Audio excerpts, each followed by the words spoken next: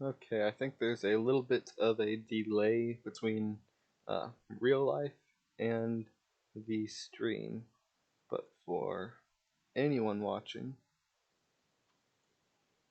I had to restart it and deal with some technical issues.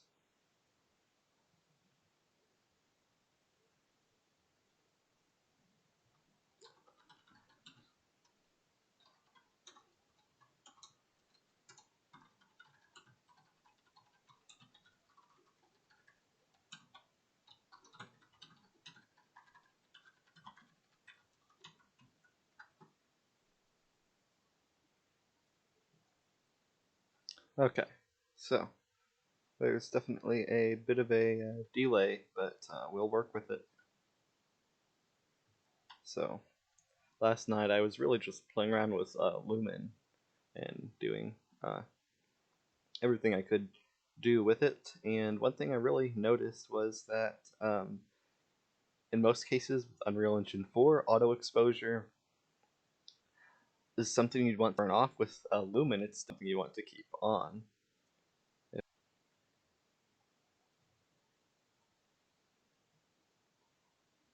Uh,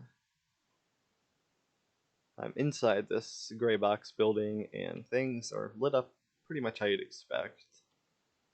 I just can't get over how beautiful the bounce lighting is with Lumen. There's ghosting issues, but I think it might be a byproduct of my old low-budget graphics card. But if we come outside here, everything's really bright, and now the inside looks dark. With Unreal Engine 4, the exposure would go all over the place all the time, and it would just be a challenge to deal with. But I think with Lumen, it actually helps and makes things feel a whole lot more real. If you lock in the exposure, the outside is bright enough, but the inside is too dark, or the inside is bright enough and the outside is really bright. Very similar to how it is in real life with real cameras, or even with our eyes. So those settings might need fine tuning, but auto exposure, I believe, is definitely very beneficial to have with Lumen.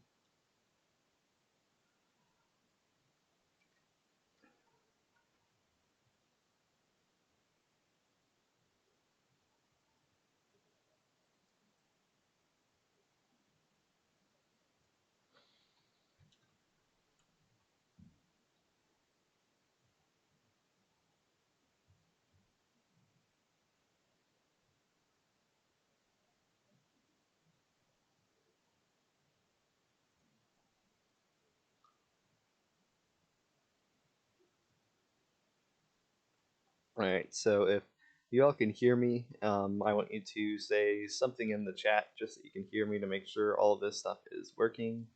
I don't want you guys to not have any audio, and it'll also let me gauge how much of a delay there is between when I speak and do stuff on my screen and when it's actually reaching you all. I'll have to look into getting some sort of wired Ethernet connection for the next stream here, because the bit rate that I'm able to upload at is really low here.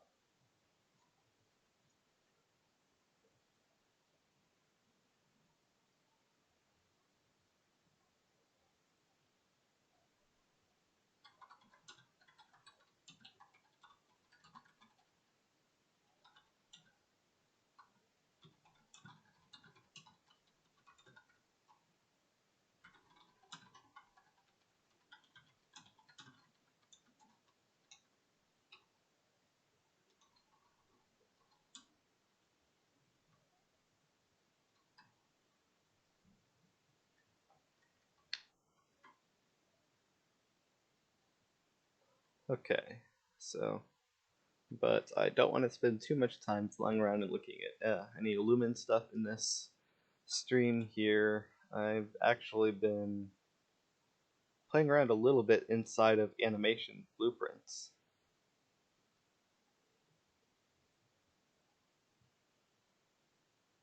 If we, where did I put it? Here. Um, I mentioned a couple times in Discord that I'm working on a dispatching series for Unreal Engine 4. I've decided instead to do a locomotion series in Unreal Engine 5 that makes use of new animation features. And Unreal Engine 5, there's a plugin. I can't remember what it's called, so I'll pull it up in a second for everyone. But it includes slope warping, stride warping, and orientation. There's some other interesting modify curve nodes.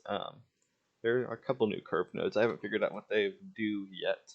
And a curve source node. I'm not sure what these two do yet. Maybe I'll try to see if there's any documentation on them.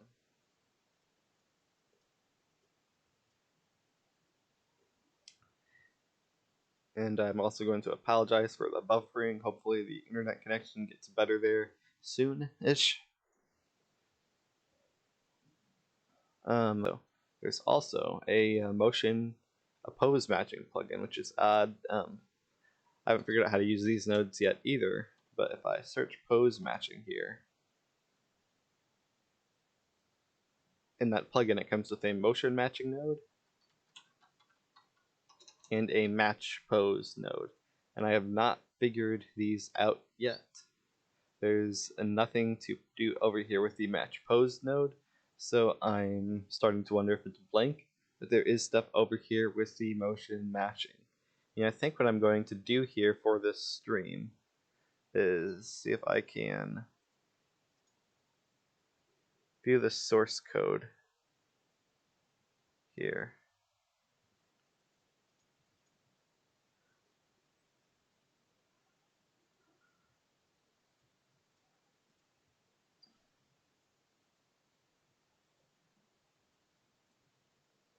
Or maybe not. Might have to actually go find the plugin C++ files somewhere else, but first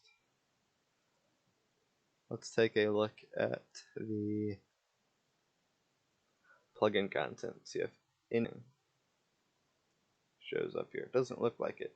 Okay. I can deal with that. On my second screen here, I'm just navigating over to my Unreal Engine 5 installation.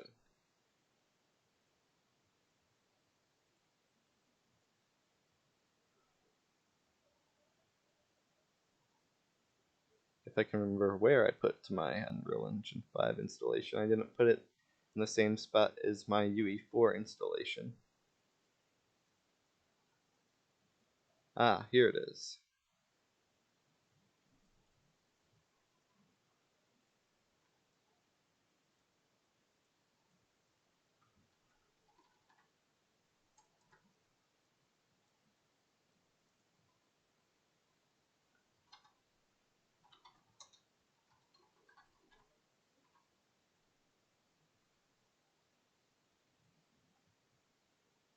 Go ahead and pull this back on here. Motion warping, but maybe it's not called pose warping. Plugins, animation. Okay, maybe the motion stuff is built in here. I thought I had more animation plugins enabled. Oh, I did. Okay, here they are. So there's contextual animation, which I want to look at with you all. Control rig stuff. Motion warping pose search. So if I type in pose search, yep, that's the plugin. So let's try that.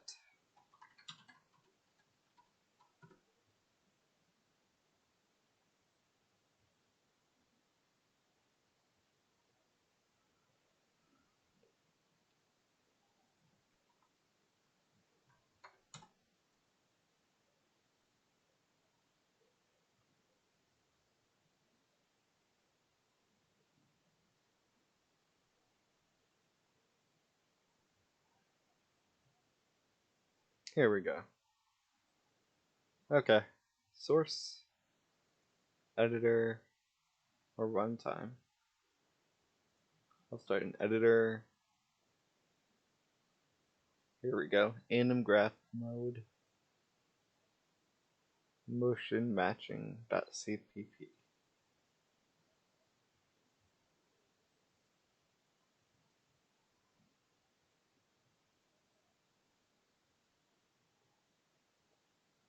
This post search editor also looks interesting, but let's look at the motion matching and see.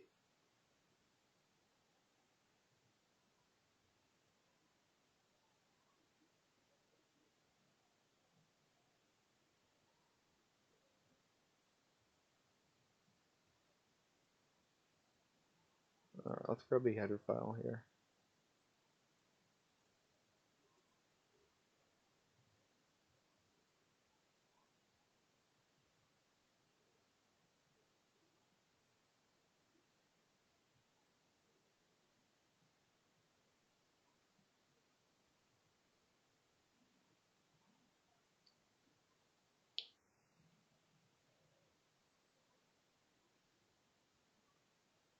And it looks like the delay is still here between what I'm saying and what I'm streaming.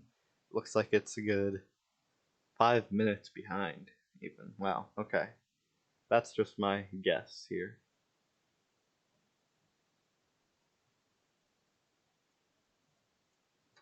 So I might be late in responding to any questions or anything in the chat here. So let's look at this. We have an anim graph node.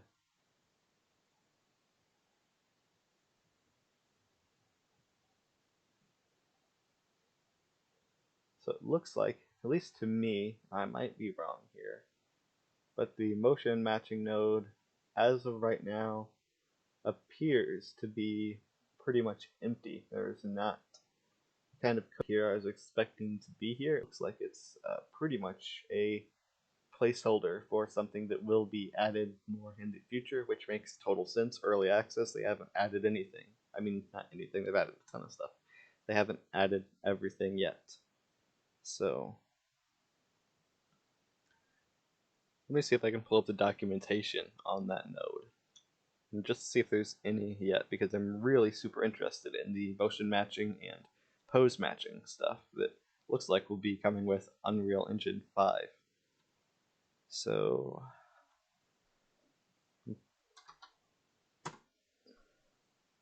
can't remember the exact way to navigate to the Ue5 documentation, but I know that there's a link to it in a Quixel video, so that's where I'm going.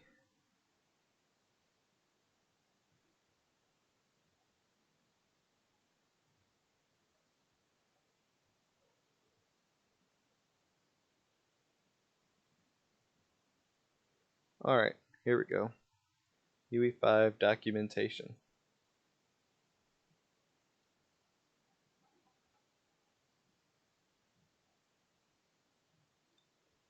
My internet speed is going slow because I am streaming this camera over the internet to my streaming software. This is then streaming to YouTube. Maybe I'll just get rid of the camera for now, and perhaps that will help out here. So, Blueprint API reference. It's probably where, if it exists in the documentation.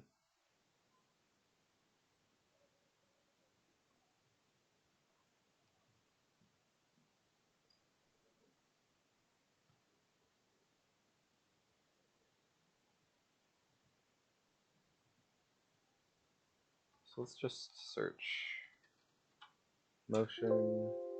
Nope. Pose. Excuse me. No, nothing here. Okay, but I do want to see if they have anything on stride warping, orientation. Alright then. How about some of the curve stuff?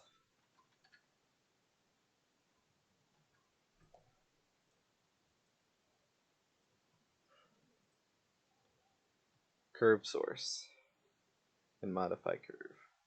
The modify curve is sort of self-explanatory. I'm still not sure exactly.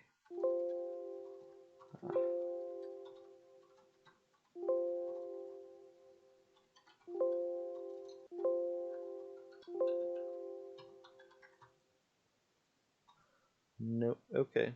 No documentation for that yet. We'll have to keep an eye on that.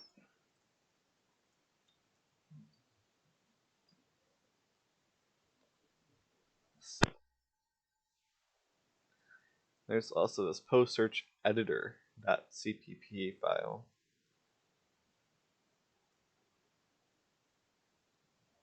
So, post-searching is more than just a node.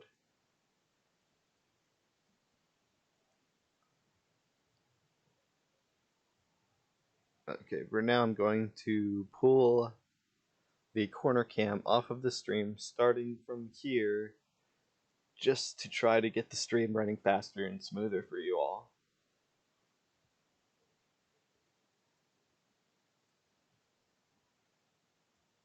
So hopefully that frees up some stuff here.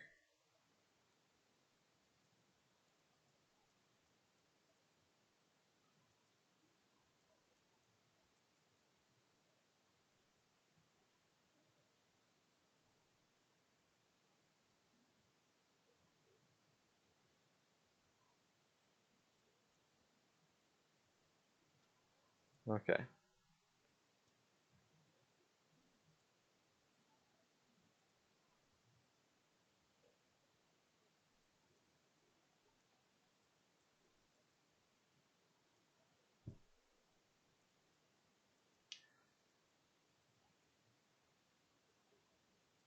Now I am not the most familiar with, I'm not very familiar with C++ and Unreal Engine.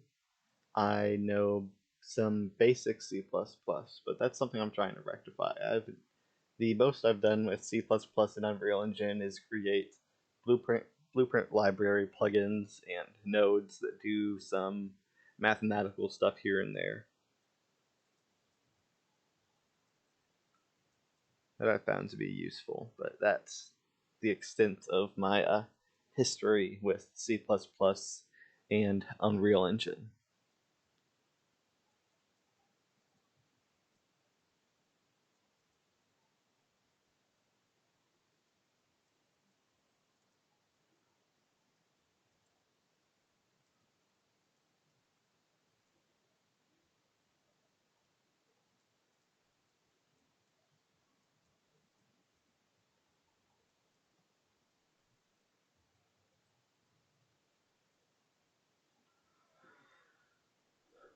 Okay, so let's see.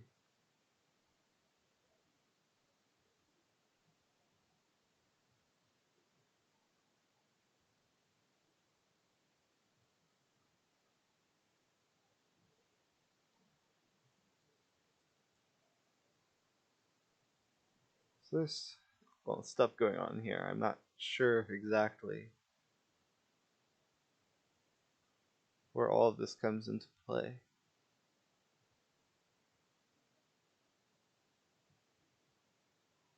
But I'm super interested in seeing the seeing the documentation for the pose searching and motion matching stuff here. I want to see what's different about the animation editor, not editor, sequencer thing. I think it's in third person. No.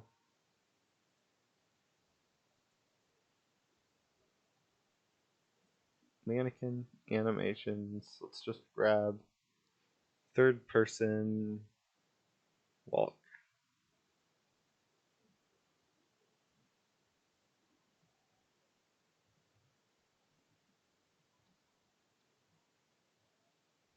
Oh, I just realized that's new. The default third person character in Unreal Engine 4 did not have a walking animation. Huh.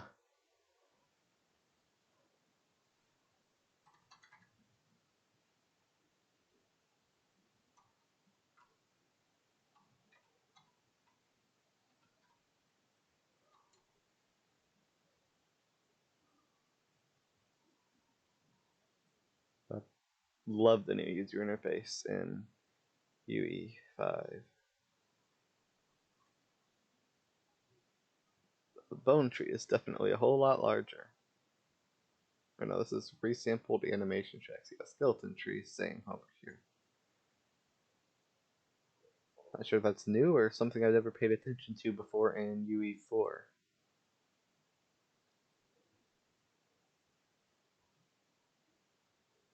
But I have a couple ideas also on how to implement distance matching in Unreal Engine 5 using the built-in capabilities of Ue5, specifically the motion warping.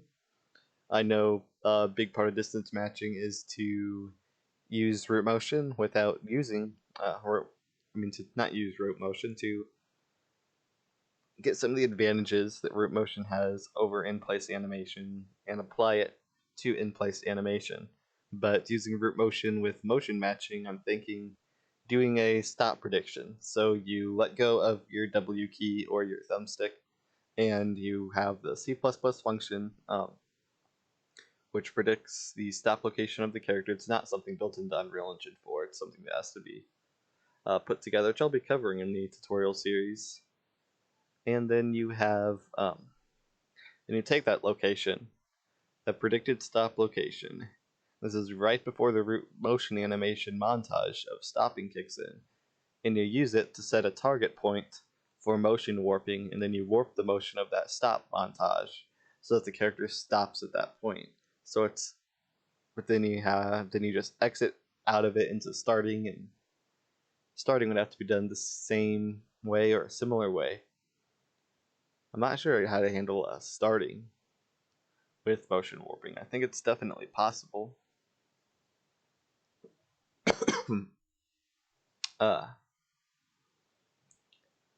Of stopping, if you can get the prediction done before root motion kicks in and that takes over the character's motion, then that's definitely a way to bypass having to use C++ to get the curve time, and then there's a lot of stuff there. So to use stuff built into Ue5 would make that aspect of a next-gen locomotion tutorial series a whole lot easier to do. There's also, in the animation editor, there's some curve stuff going on here. Like, you drag out from anything. Okay, maybe not into there. But into here, there's a curve here. Not there either, but it's like pulling the curves here. And I'm not too sure what that's for. So I'm eagerly awaiting that documentation as well.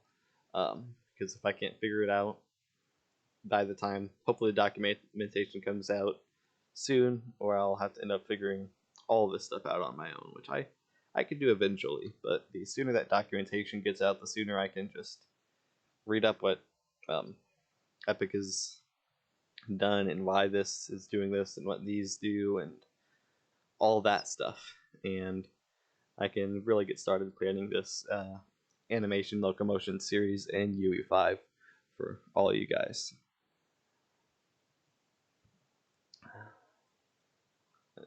But now I want to just grab a blueprint. I will grab the third-person blueprint because there's one thing I want to show you all in case you haven't seen it. And if I just, let's grab a float, just have a float here. And I can go out from this and I can add, and you'll notice there is no add float.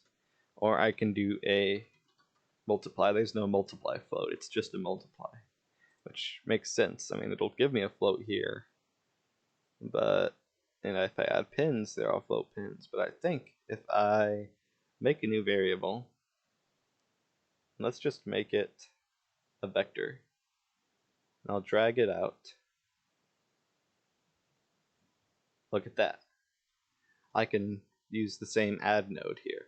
And if I get, I don't know, something crazier, like I could do a boolean. That's 0 or 1, technically. So no, okay. So there are some limitations. It's only things you can add in UE4, but you can add them in the same node. So I could get an integer.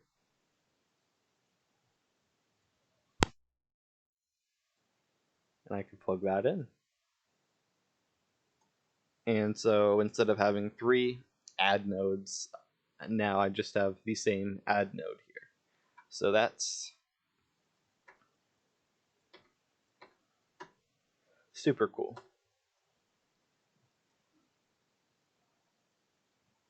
Everything else here in the third person blueprint is the same. This motion warping is something I threw in there last night to try to figure some stuff out. I'm curious to see if these default values are the same. I was kind of hoping that Epic would set breaking friction factor here to 1 with UE5, because if you read here, it's only set to 2 for historical reasons, I believe, with UE3, and so they carry that over to UE4, but the correct value for the drag equation, or the sort of kind of semi-drag equation in UE4 and UE5, the correct value needed for that is 1. And I really wish that was the default, because it was the perfect chance for them to make that the default. It doesn't make, I mean, I don't know, I just like having the physically correct values here. I doubt I'll even be able to, I don't feel a difference when I'm playing.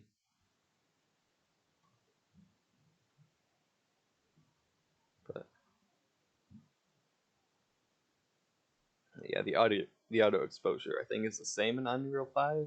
I haven't noticed any differences. I haven't compared code or anything like that, but it works so much better with Lumen than it did. And it's pretty amazing how Lumen can just, I mean, this is just gray box cubes with a gray box material that's a copied, just, I mean, it's just, I took the roughness value from the basic shape material and threw that in with just 50% gray, and this looks like, I mean, it almost looks like a real wall here, just because the lighting is so, the GI here is so well done. There's the ghosting, and you can really see the ghosting when I move my camera around, and by the edges of the screen as well. But that, and the noise over here, but that could all be a byproduct of my GPU here.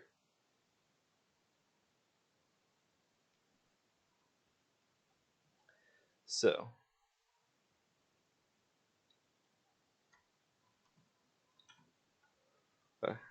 so I'll be trying to get a new GPU so I can do more stuff for the YouTube channel soon-ish, hopefully.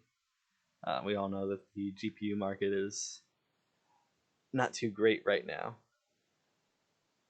because I was planning on doing a live stream yesterday for everyone where I would mess around and play around in the demo project for UE5, but my computer couldn't handle it. I could load it up, but my FPS was super low, and I couldn't even play the demo. It would just freeze everything up, and I don't have a bad computer by any means either. If you've looked at it, the demo for UE5 takes, I mean, they say their minimum requirements are 32 gigabytes of RAM, and I have 16, which isn't bad, but it's not 32 gigabytes, and I'd say 32 gigabytes is more at the higher end. That's the amount of RAM a high-end system would have. And I have a 1050 Ti for those of you who aren't aware. So, super low performance on Unreal Engine 5 is definitely something to be expected from an old, low-budget card like that. So I'm actually pretty happy that I'm able to do run Lumen this well, because we'll look at Nanite in a minute here, I think. But if we, I lost my train of thought there, everyone. My apologies. But there's ray tracing going on in Lumen, software ray tracing where distance fields are being ray traced, and software ray tracing takes a whole lot out of a GPU. That's why hardware ray tracing was sort of implemented in the RTX series so that RTX or RT could become a thing. And Ue5 is doing a more lightweight version because they're only ray tracing against distance fields, but it's ray tracing nonetheless, even if it's not against polygons and triangles. Then you have your screen space stuff going on too, and I'm not super familiar with how that works.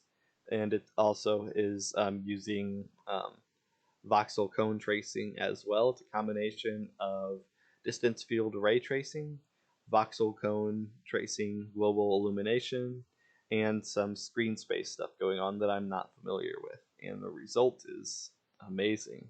There's some amazing little clips of what people have done, pulling like one of the common benchmark scenes in Blender to benchmark CPUs and how well they render is I can't remember what it is, but someone took that in Ue5 and got Lumen working with it, and it looked pretty amazing. I mean, so much. It's lots of stuff that Lumen puts out, especially when combined with DNI. Looks like an offline render, looks like something for a movie or just something that took hours to render and not milliseconds. So that really is amazing, and I'm hoping for some performance increases soon. And on the topic of those performance increases, I believe it's about at 5 milliseconds per light right now, according to someone on the Epic forums, one of the developers, and they said that they already have it down to 0.05 milliseconds per light, and that's not with directional light, so I'm not sure how that factors in, but for regular lights. And that by the time that they're done with their optimizations, at least up until the next Ue5 early access, because I think they'll be updating it like throughout early access and giving us new downloads at different periods. I think that's my sort of guesstimation there, but I think what he was saying is that for the next one of those, I could be totally wrong here. I could be completely misinterpreting things, but I know the value I have. I remember that is that 0.05 milliseconds up calculation for 8 lights, which is what they're sort of projecting for the near term optimization on Lumen, and 0.05 milliseconds for 8 lights compared to 0.5 milliseconds, or maybe it's 4 milliseconds for one light, maybe 8 milliseconds for one light. I think that might be the right value. That's pretty big. That's a lot of speed to be gained. So there's definitely lots of optimizations incoming for Lumen, and I'm hoping to see less ghosting in the future too. And that's just, as you can see, sort of the silhouette of the mannequin isn't colored the same as the rest. As if I move, there's like you can sort of see behind the mannequin where the mannequin was at. The global illumination for the screen space stuff is still calculating because now there's different stuff on the screen in that spot. And so it's trying to do those calculations, but they're not being done fast enough to remove ghosting entirely. So like I said, it could be a byproduct of my old GPU, or it could be something that Lumen needs to, or that the devs are trying to or need to fix with Lumen. It's a problem for higher end systems. I'm not sure. I've seen clips on YouTube of people with 2080 Ti's getting instant results from Lumen. You close something off, it's black. There's no second for the light to fade out. So that's nice. So it very well could just be a problem with my GPU, and that's the case.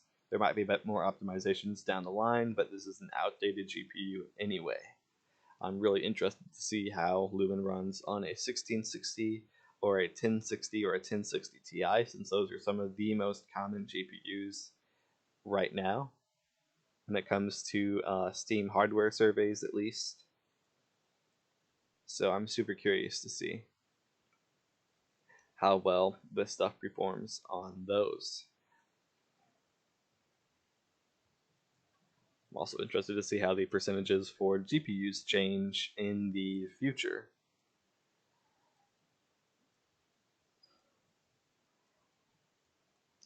In the future Steam hardware surveys, once the silicone shortage is over, because I have a feeling that the 3060 and 3060 Ti might take the place of the 1060 and 1060 Ti as the most common graphics cards on the market.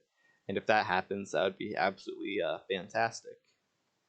But the 30 series is definitely a good upgrade in my opinion. Best since the 10 series. It's just the shortage issues. So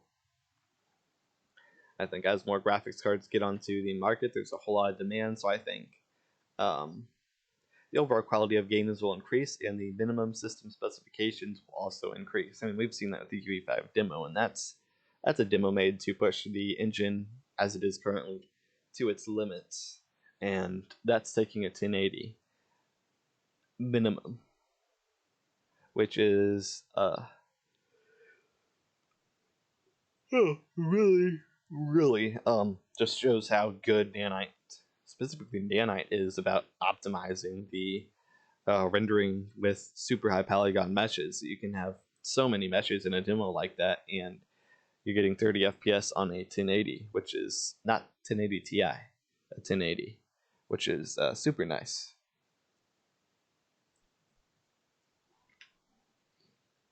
Oh, Epic Nav Gaming. I've just noticed your question.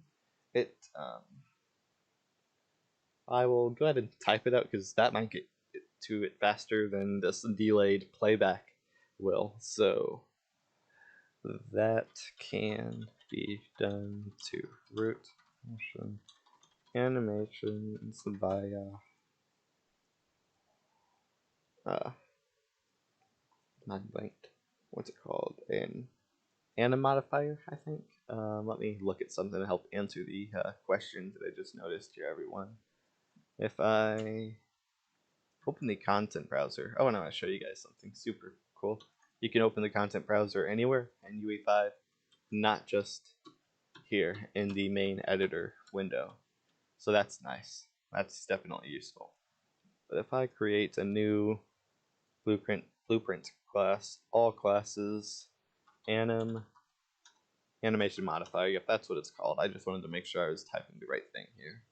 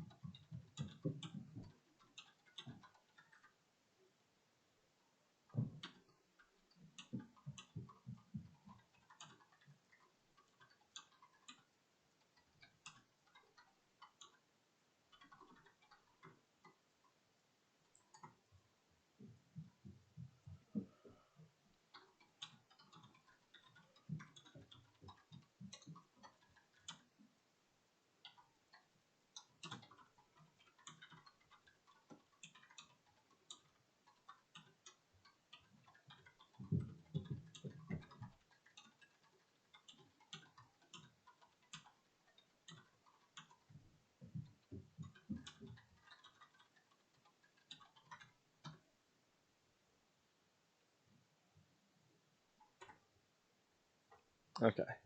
All right. So back to it. Where were we? So just like we saw with the animation stuff, if I can find that here.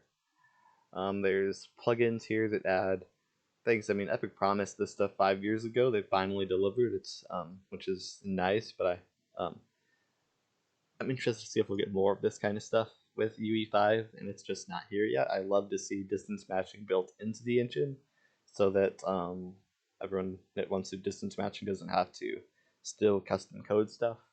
But I'm curious to look at what might be hidden in the blueprints here. So I'm just going to start looking through all of this stuff. And now I don't know what every single blueprint node does, but I mean, I might if I read it, but I'm not aware of every single blueprint node, I should say. So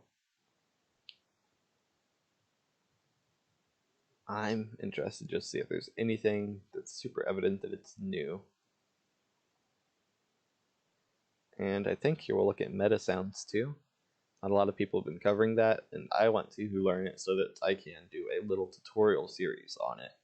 Because if it becomes a material editor equivalent for sounds, there's probably going to be a whole lot to cover there. But I don't know sound mixing, so I'll have to learn that myself beforehand. But I will be working on a new UE5 video tomorrow. I'm doing the stream today, so there won't be a video today, but I'll work on a video tomorrow, and I'll have it up tomorrow or the day after that, and that video will be on either Lumen or Nanite. And after that, I will I'll try to videofy the documentation for UE5. And once I'm through with that, I will really try to get into, maybe not when I'm through with that, maybe when I'm a bit further into that, I'll really try to get into the Metasounds for videos and the chaos destruction for videos, because that was in UE4. You could get builds of UE4 with chaos destruction. But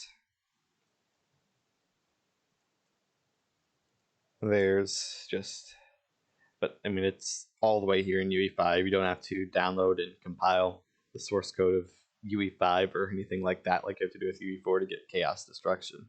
So that'll be a whole lot of fun to play with.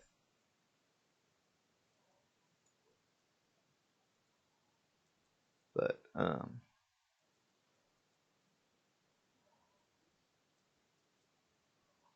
I'm not seeing anything that really jumps out to me. There's a whole lot of stuff to look through here. I'll probably do that off camera, off the stream. I'm sure it's not very exciting for you all to watch me as I do that.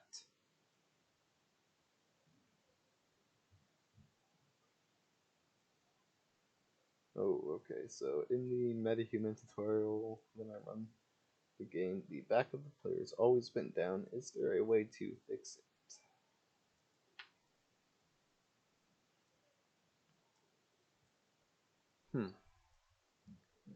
That could be a problem with the retargeting pose or the way that the bones were assigned.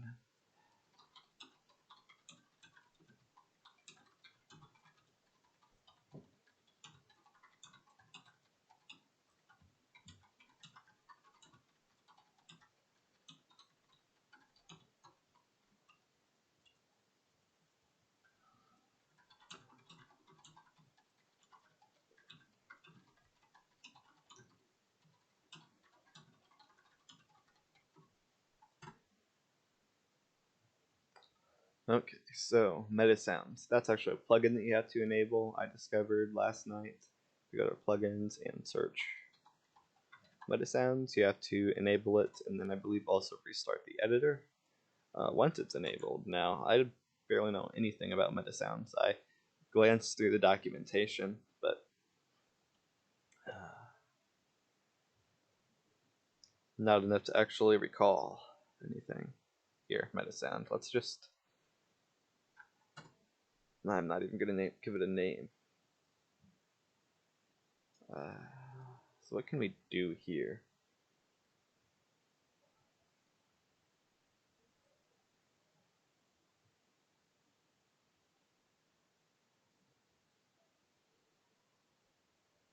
Wave Rider, that seems interesting.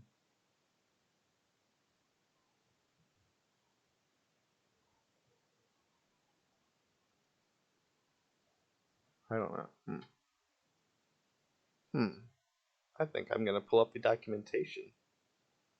I don't think I have the documentation up still, so let me go grab that again. I'm gonna pull up the Metasounds documentation here.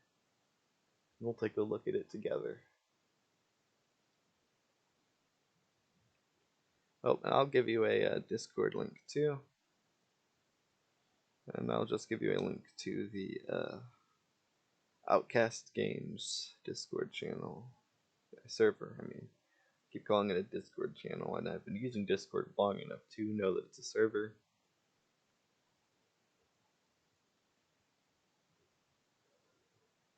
Here.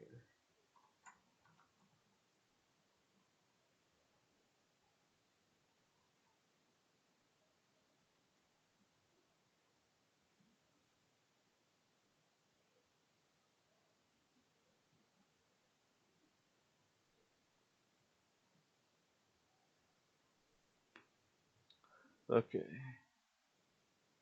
So, Metasounds.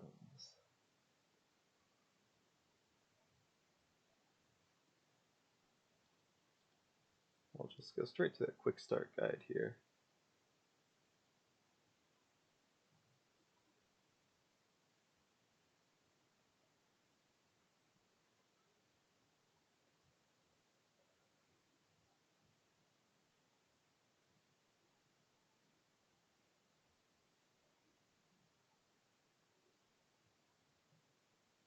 So the Metasound Editor is where Metasounds are created, modified, and previewed.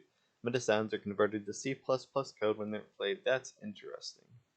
All audio inputs are evaluated live, meaning changes to their values are reflected immediately as the Metasound plays in the editor. Any changes to the Metasound topology will require the Metasound to be replayed from the beginning to hear the changes.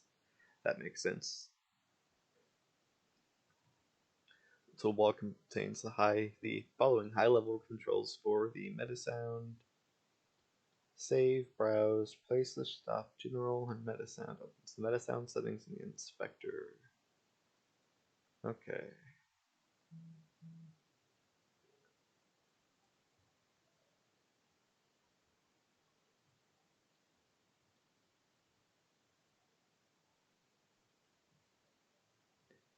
Metasound is not a programming language, nor is a programming language interpreted bytecode layer.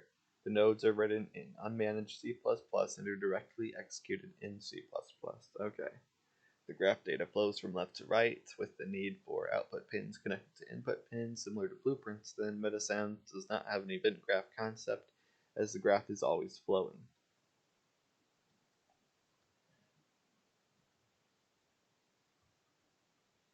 Okay.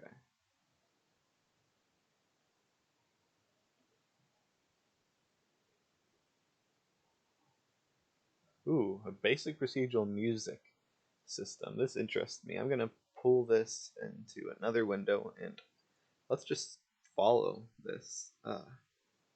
So in this section, you will create a basic music system where all audio, including melody and rhythm, is generated procedurally at runtime from a set of parameters. In the content browser, double-click the MS Procedural Music Metasound to open it.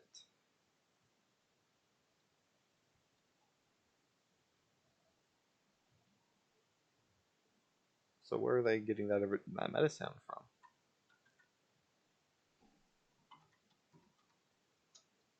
Engine content, maybe. I bet that's where it's at.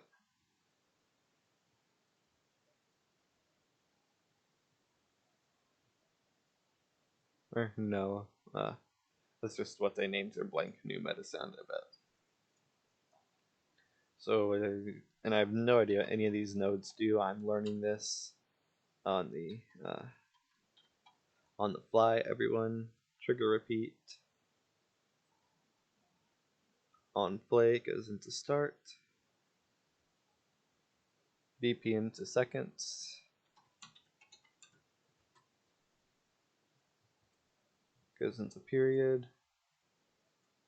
And this is set to 16. I'm just copying stuff from the documentation.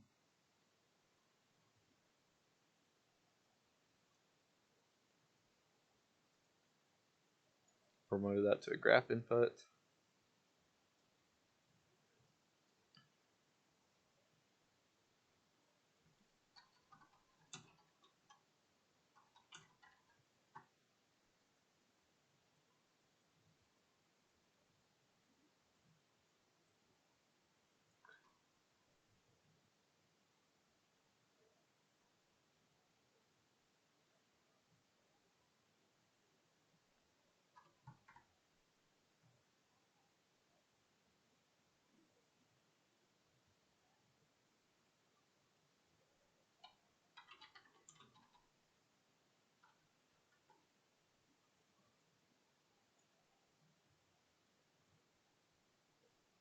So I'm seeing the logic here. I think this is going to determine the melody here. Or this is going to be used to get maybe random notes.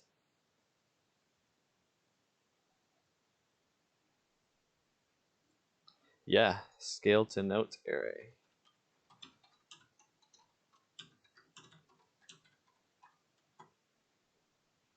Okay, so you can put it on scale so it's not random. That's nice. That's nice. Okay, let's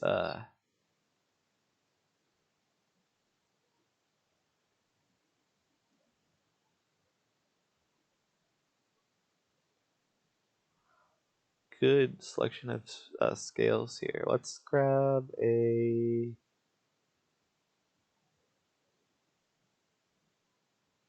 half diminished. That could be interesting. And chord tones only, maybe. Let's see how that sounds. Put this in the in array. And let's make another input. Okay, cool.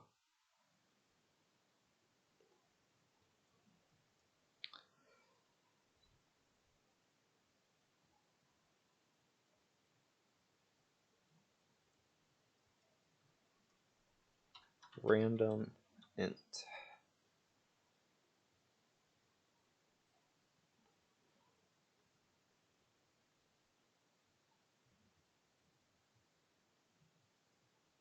I should be naming these inputs.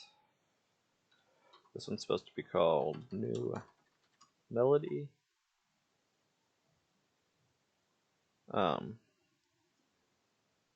So I'm not an audio person, but I'm already really surprised at just everything that's here. Just for music and notes and stuff, this is super interesting. I'm really excited to see what an actual audio person can come up with, or composers can come up with using this stuff inside of Unreal Engine. And oh, that could be super useful. It would be so much easier to tie in gameplay events and music if you have notes or note lists and you're synthesizing and playing sounds all inside of the engine. Then you could really easily mix stuff in and out, to mix different instruments in and out of the audio in real time as different things are happening. Like, as stuff gets more intense, you can add more instruments in and take more instruments out. You don't have to pre-record or get all these different variations of sound files. You just have sound files of the instruments playing different notes, maybe, or you have, I don't know. But there's potential here. Well, the problem I see is like, think of a piano. It's the best example I can think of. There's really two ways you can really play a piano. You can play a piano where you press one note, take your finger all the way off, wait until there's no sound, press the next note, and that would be easy to replicate. But then, what if you press the second note while the first note is going, and you're using the sustain pedal, and then it becomes a whole lot harder to deal with. So, I don't know. I'm curious to see what people come up with who really know how to do this kind of stuff and have been doing it for a long time, because I can see a huge amount of potential here.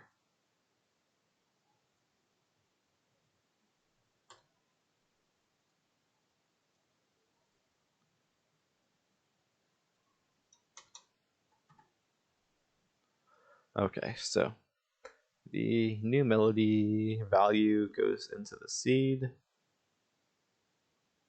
No, the random int goes into the seed.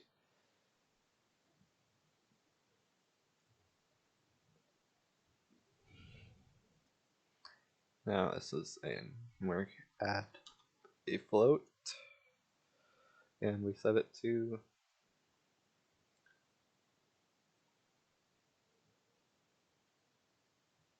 48. The documentation doesn't say why, but now they say to add a comment box and name it melody generation.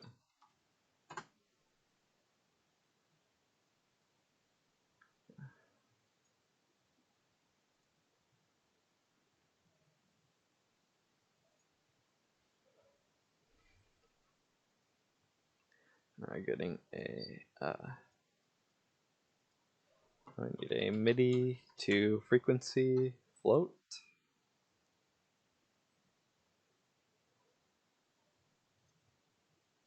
And I'm already really enjoying this, and I'm just reading straight off of documentation. I might become a sound person because this is already fun. I'm super excited to see what this sounds like. I don't think it's going to sound very good. It's procedural. It's random notes and a scale. So I don't. It's not going to sound good, but that's because it's random. There's ways to program it so that it wouldn't be random. There's ways to input, I bet, actual music. Wow, that'd be super interesting.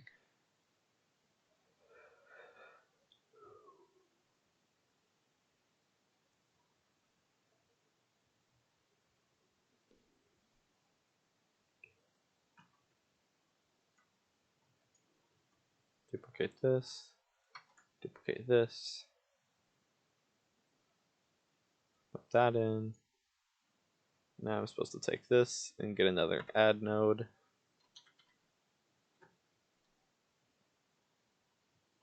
Plug this in.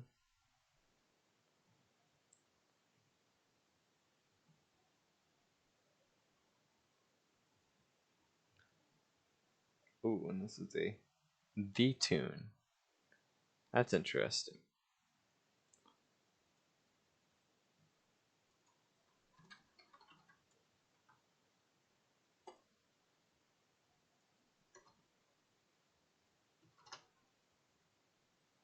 And this is not very organized. So let's move this stuff over.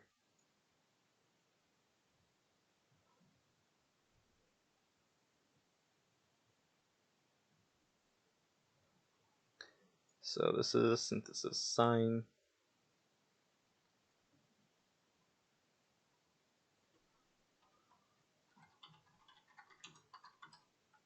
I'm supposed to copy all of this, paste it, and use saw nodes instead of sine nodes.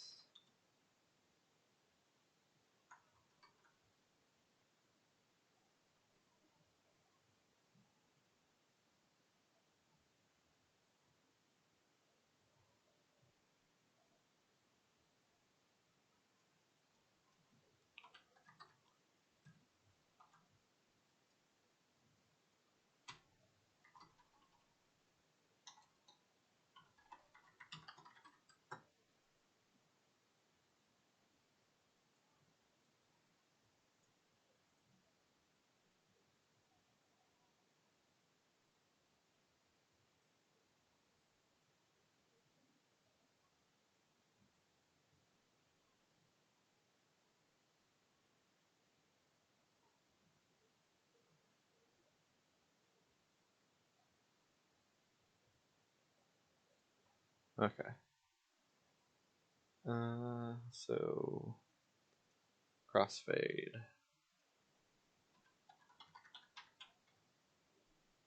Crossfade audio 2.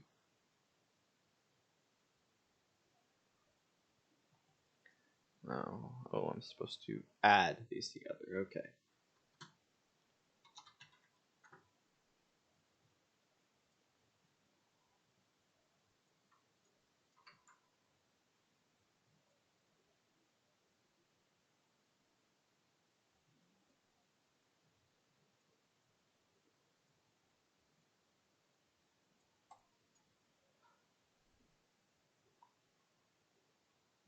And this becomes another graph input.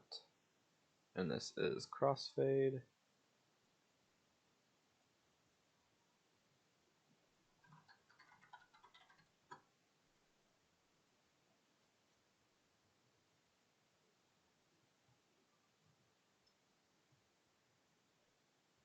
And ladder filter. I'm not sure what all this stuff does exactly. I'm not an audio person, but I've heard lots of this stuff before. Just don't know what it does.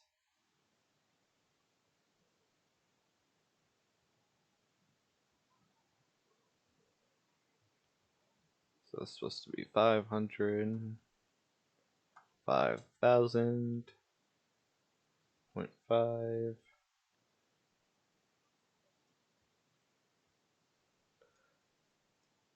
So we go all the way back to the random get node. And from this plus, I'm supposed to, on next, add envelope audio.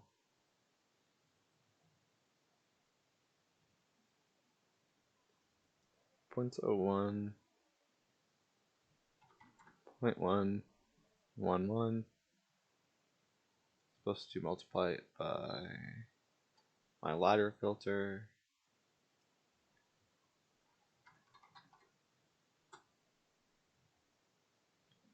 And this should all be in a comment called filtering.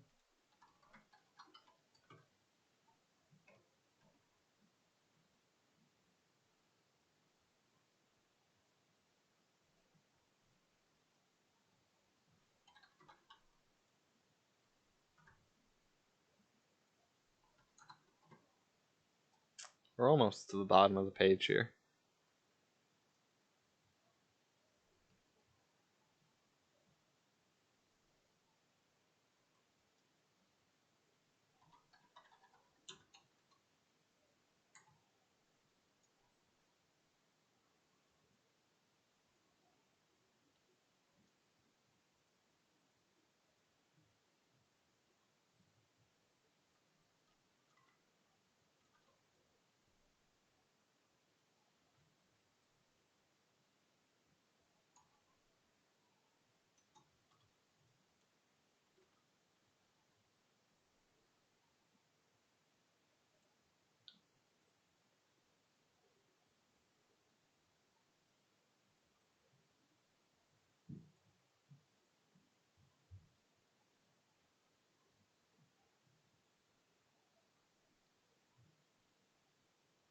Now, we finally have our output.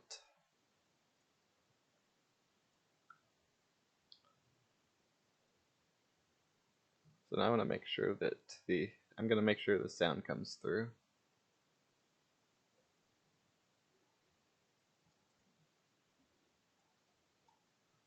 Hit play. Whoa. Whoa.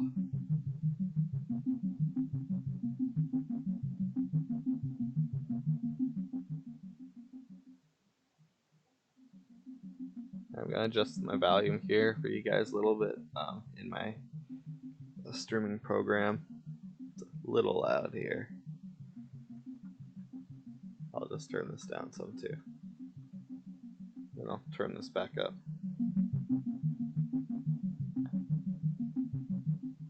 Maybe down a little bit more, like that.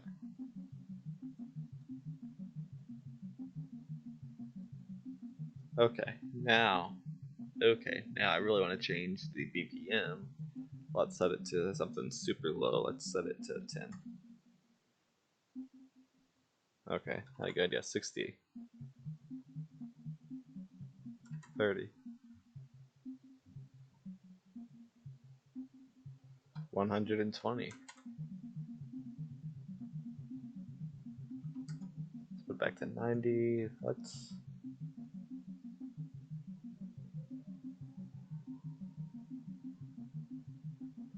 Where am I getting my...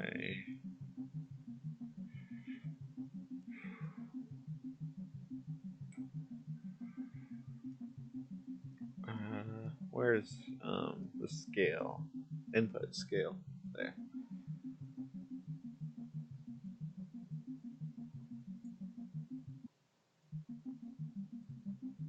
Let's do major scale. Who?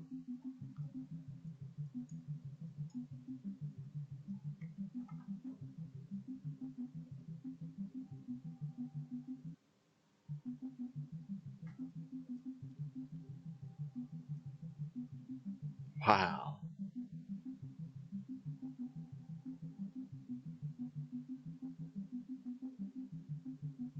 Wow.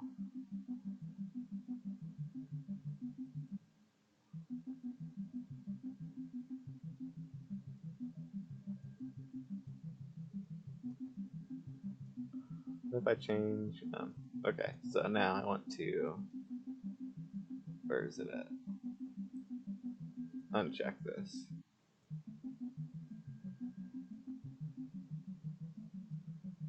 Let's change now. Repeats to 0.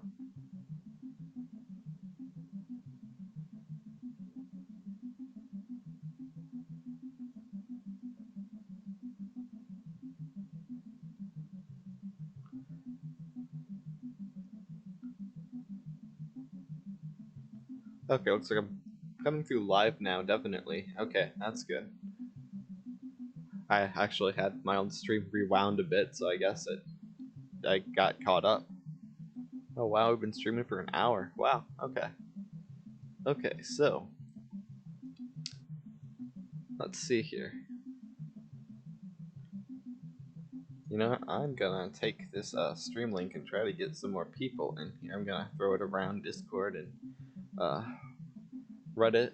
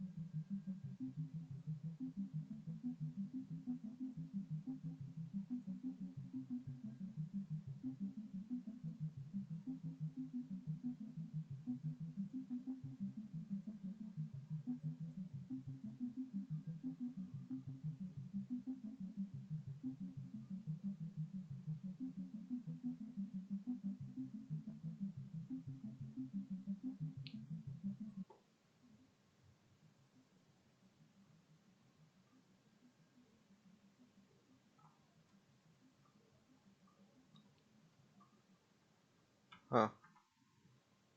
Okay.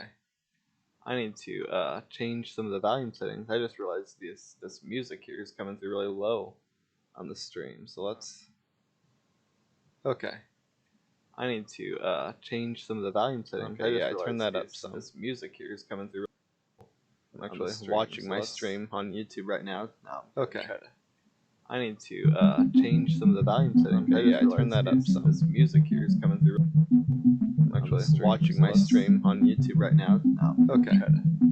I need to change some of the volume settings. Okay, I turned that up some. This music here is coming through. There we go. Watching my stream on YouTube right now. Okay.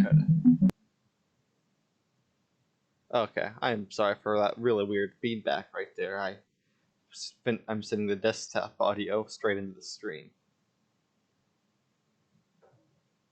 Yep, okay. Yeah, I forgot I was sending my desktop audio straight in, so the moment I started listening to adjust the volumes of my desktop audio in the stream, it started looping back. So my apologies for that, everyone. No problem.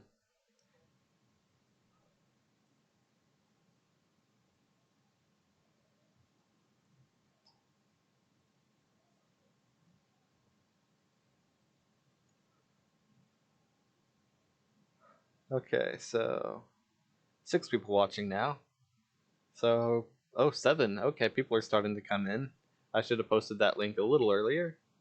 All right, let's throw it in a couple more places as well. I should, why not? I'll put it in the Unreal Slackers Discord.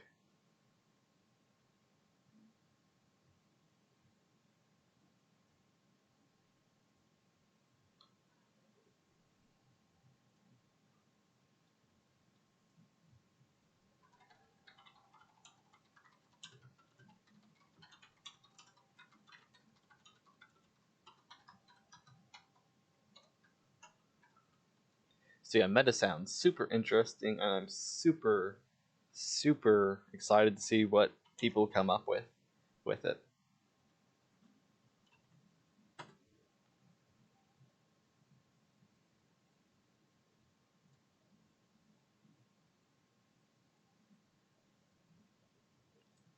Okay, so back to it. Play this, and I'll turn it down a little. And what if I just change this? I'm not hearing a big difference.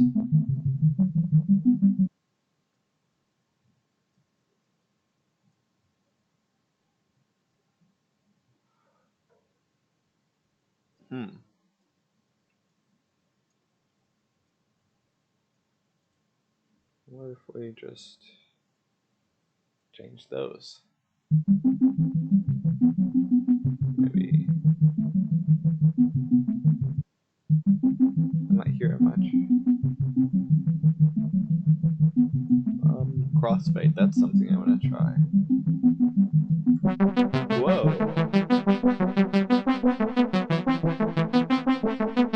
Oh, I like that. It's too much, but I like that.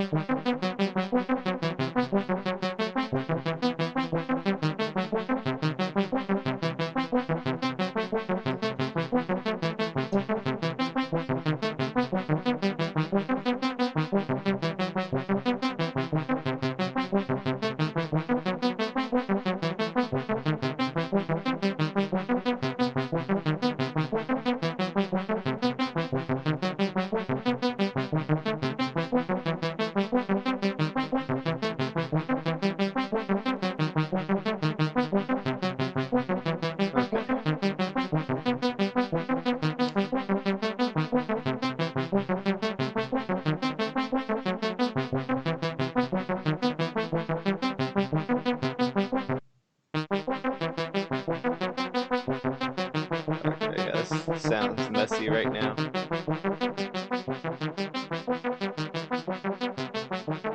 Turn this down real low while I try to adjust some things, because I don't want it bombarding my ears until it sounds a little bit better again. So what if I just don't filter it? I want to see what happens if I make this.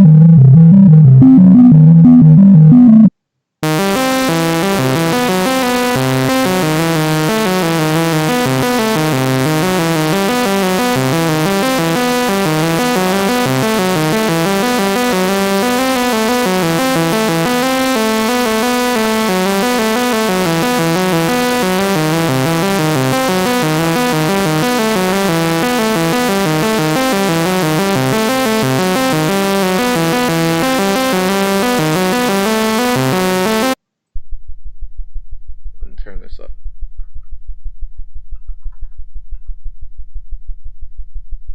Barely hearing anything.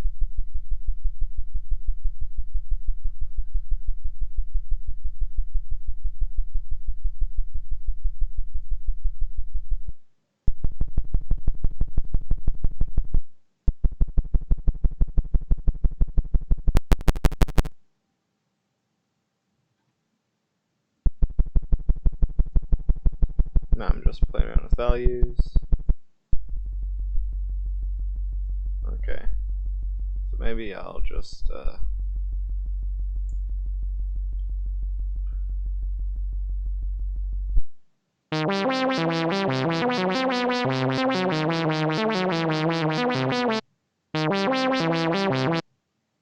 side.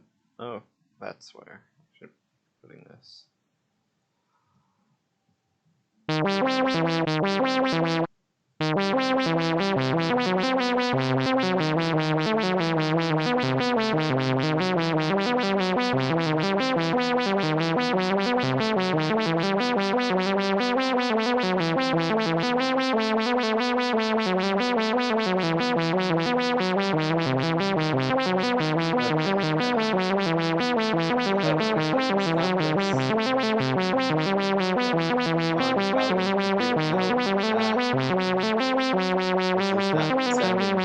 At all. Come on.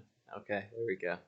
Yeah, let's try that on the crossfade because this is, I'll freely admit, this is not sounding a bit good at all. Okay. Can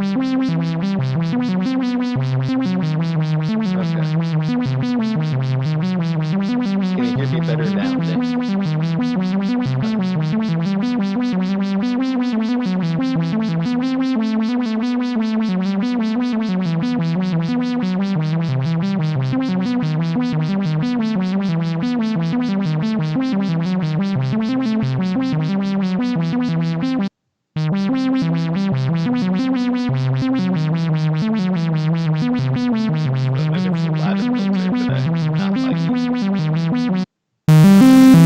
It's the ladder filter that I don't like. Okay. So I can put that in here. Bring this here.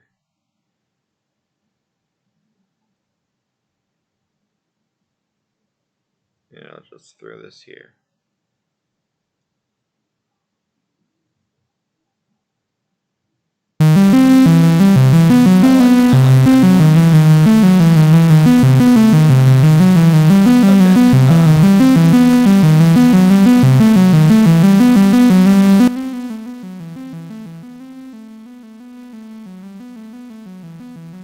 Okay, I'm adjusting the volume a bit more now. Hopefully that helps some.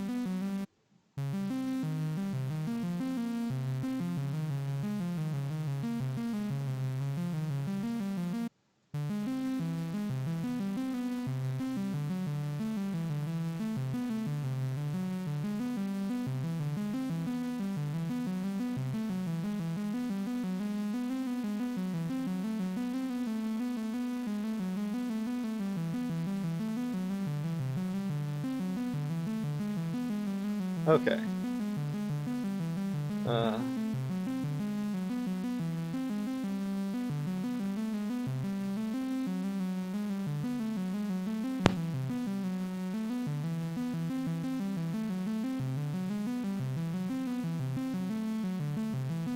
I'm gonna change the BPM.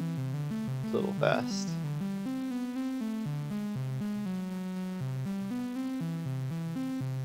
It's a little slow, but if I just change the scale, I think it'll sound better. Just a major.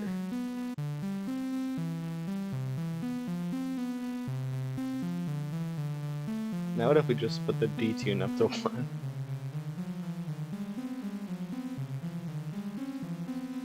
I sir, keep it like this, and I'm joking.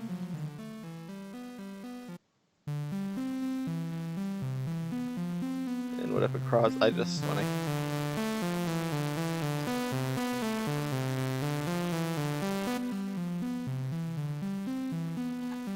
leave it at a solid 0.3. Alright, cool, I'm glad I'm audible now.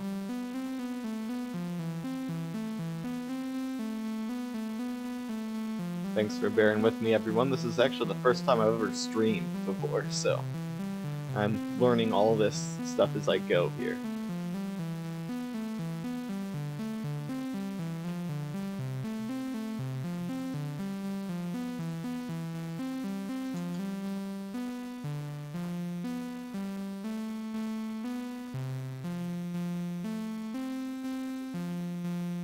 Wonder if I can try to work in a rhythm here.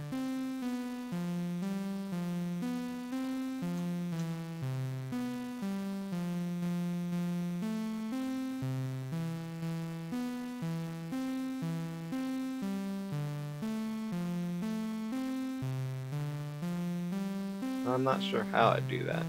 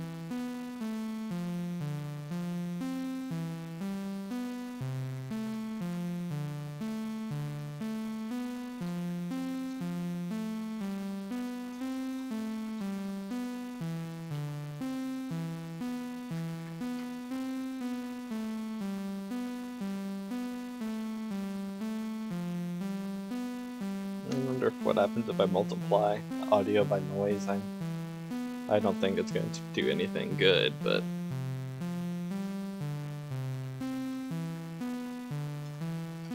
making mistakes is how we learn.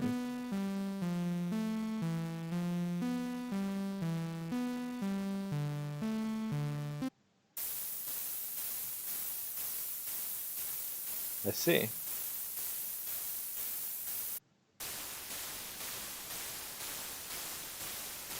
I think adding would get better results.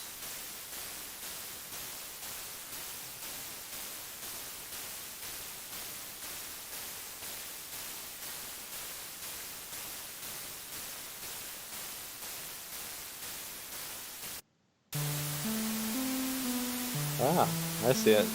It'll literally add noise in.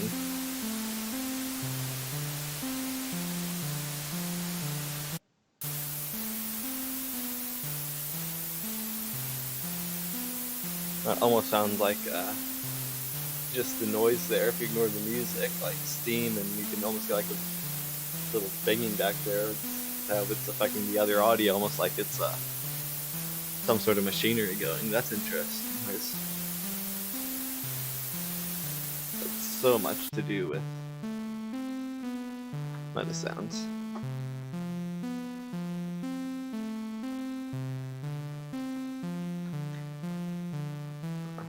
Okay, so I'm gonna leave it like that for now. I'm gonna make sure I save it, and let's play with chaos. I actually haven't played with chaos much, so let's see here.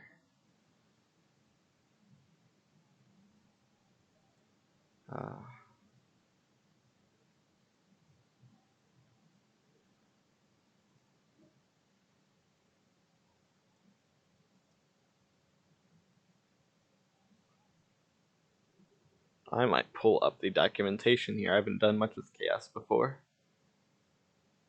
so I'll get that off on my other screen.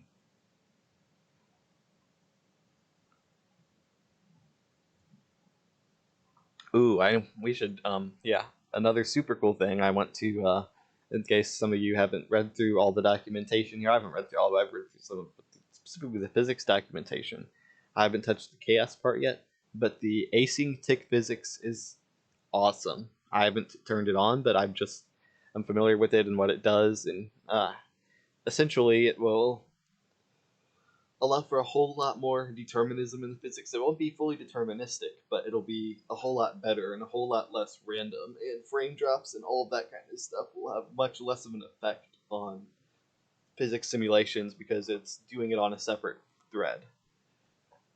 Results are much more predictable. So we should go ahead and I'm going to go ahead and turn that on, and if I need to restart the editor, restart it. And then we'll start looking at chaos. I'm curious to see if I blow up this red cube or some multicolored cubes, lots of light shining on them, how fast Lumen can react and what that'll do to the walls and everything around it. So that's sort of what I'm going to see here, just testing how fast Lumen can react to stuff changing in the game world. I also maybe should make some emissive spheres and roll them around. That could be fun to do too, just to make. Oh yeah, we could do that first. We can do that first. That'll be easier to set up. Let's get rid of this cube, and let's just completely. My FPS is really suffering here because I'm streaming too. Usually I'm at 40 to 50 with my system in Lumen, which isn't great, but it isn't really bad either. I mean, it's bad when considering it's empty, but for my card, it's good enough, I guess. So now let's go back here. Let's get a sphere. I love that the create menu is up here. It's so much better as a drop-down menu, I think. And now we need our emissive material. So let's just, I'm not being too organized here, but it's fine. We're just playing around in a stream. I'll clean it up before the next video because it's just a project I'll be doing lots of Ue5 basic tutorial YouTube videos in. So if I'm correct here, I might just be able to go unlit with this.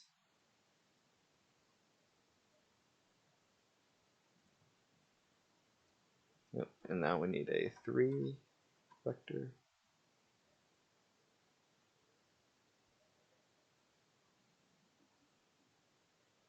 And now let's multiply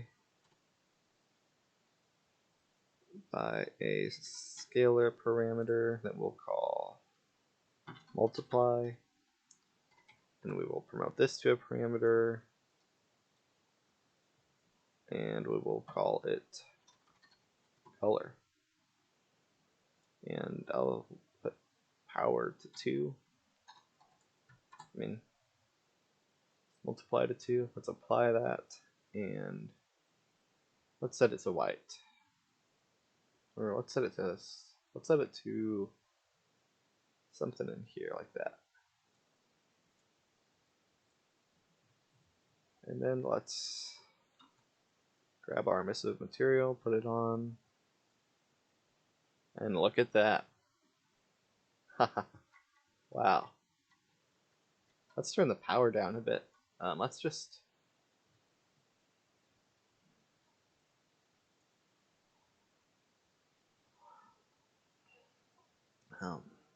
like this is the kind of thing you used to need ray tracing for. To have emissive materials doing this.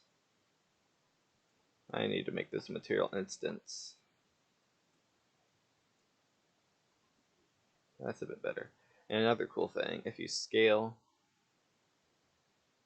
it actually affects the amount of light that's coming off if you scale it, because the bigger it is, the more surface area it has to emit light. And can I just, how do I uniformly scale with the here? I don't remember. I usually use the numerical values, so I'll just do that. If I set this to something like 10, if I set this to something like 5, it's going to get off a whole lot more light. But if I set it to something like 0.1, barely gives off any light. If I set it to 0.2, not so much of a difference. 0.3, still not much. 0.4 though, maybe 0.5. 0.6. 1. There we go. What about 0.5? Auto exposure is being a little weird with me here, I think. Let's just set that back to 1.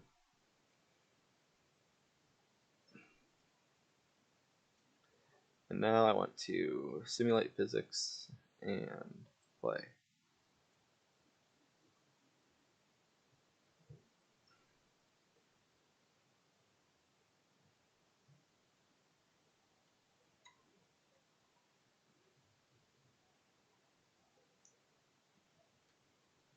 Yeah, there's lots of artifacting, but I really do think it's my GPU. Lots of ghosting here, but ignoring all the ghosting because I think it's my GPU not updating fast enough. Looks pretty darn nice if you squint your eyes a little. Wow.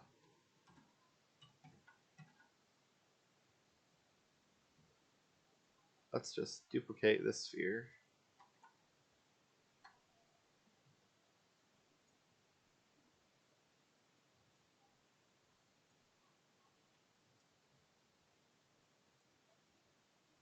And let's get a third one. And let's do, let's get some instances going here. I'm just going to create 3 instances, 1 for each of these spheres.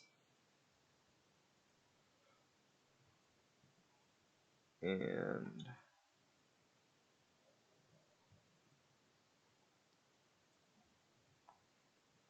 let's do blue and red and get a cyan, not a cyan, a magenta. Magenta-ish color.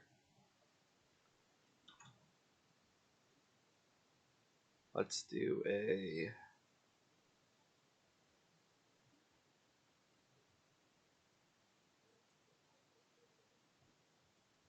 green and blue and get a cyan.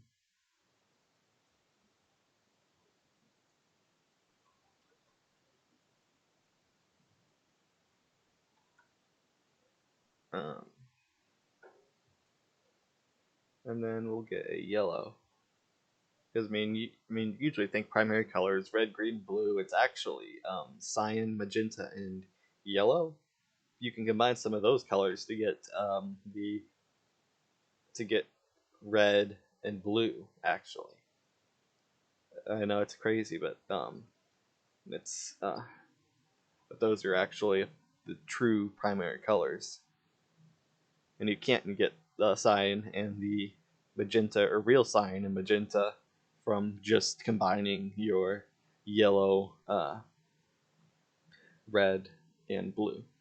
So we need to grab our other instance.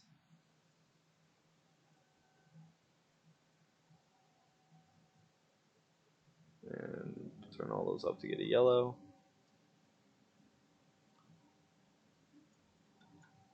And apply it to here. Now let's play.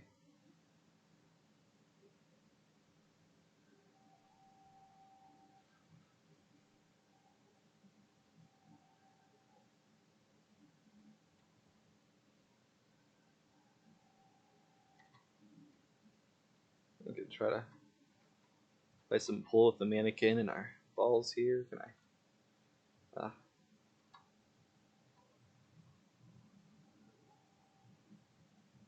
Oh. Oh. Oh no. I just had an idea. Okay. So let's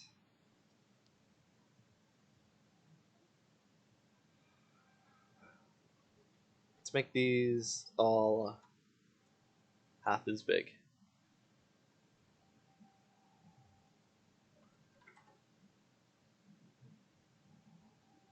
Okay, I'll leave them at 1.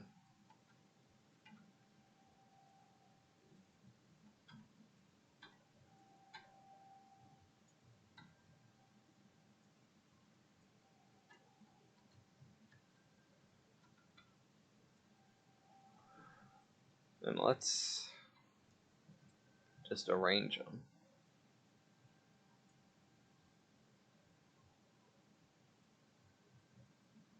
Kind of like that. And then I can copy them.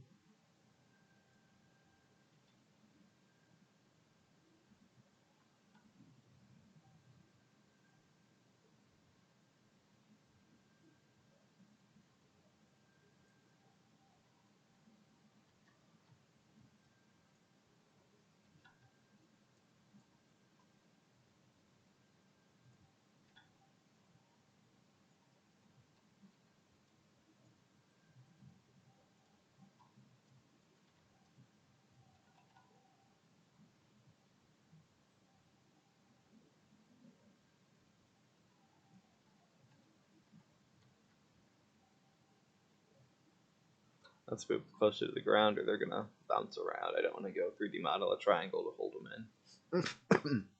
Excuse me. Okay, so there we go. And now let's just, we can set these to be, I think they'll collectively give off enough light. Yeah, look at that.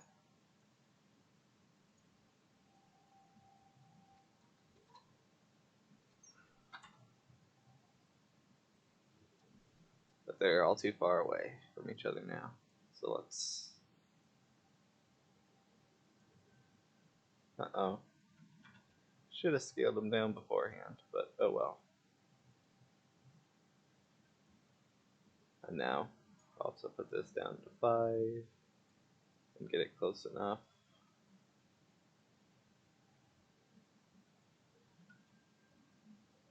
Now I can turn this back up to 50. And let's get some blue in here. Alternating. Or, no, I wanted to get blue here, so I guess turn it back down to 5.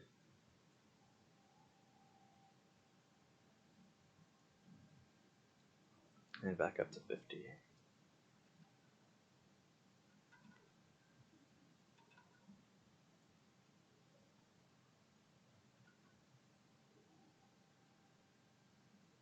Alright, let's just leave it like that.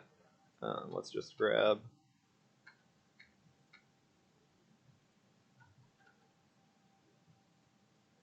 and back down to 5.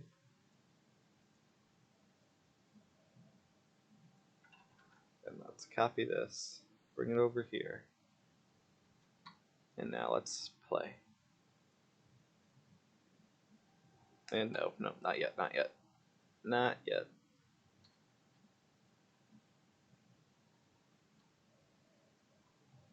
Yeah, my FPS is not doing well since I'm streaming this.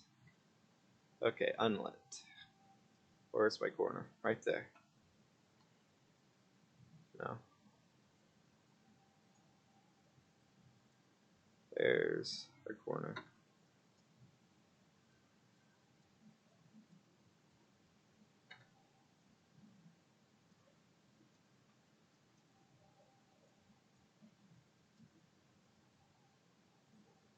Now those are some big holes, so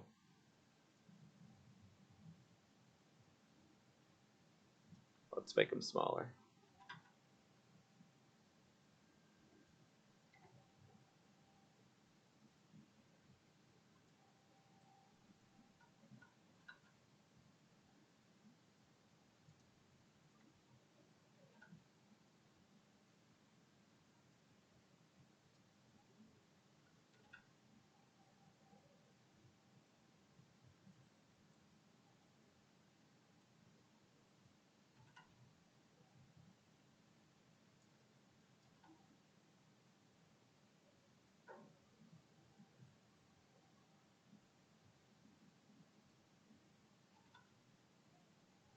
Yeah, the emissive materials are really hurting my GPU here. Let's hope that I can get better than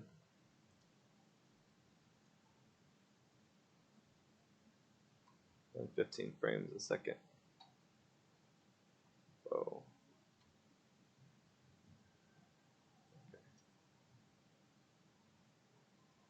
need some more light in here.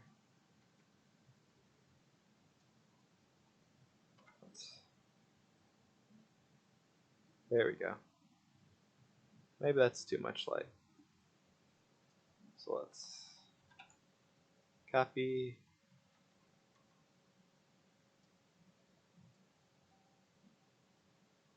And block off some. Too much, too much. Okay. Yeah, those emissive materials are really killing my GPU. Oh, and for those of you who weren't here earlier, I'm using a 1050 Ti. That's my GPU, so that's why it's struggling so hard with this. And doing that and trying to stream from it, that's an issue. So it's doing double work essentially.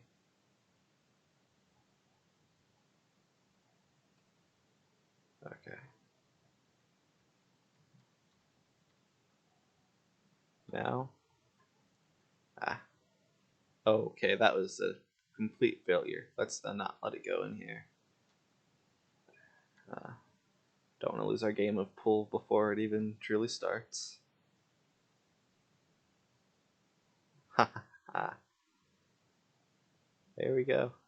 I'll have to keep an eye on that yellow ball because I didn't make it the right color.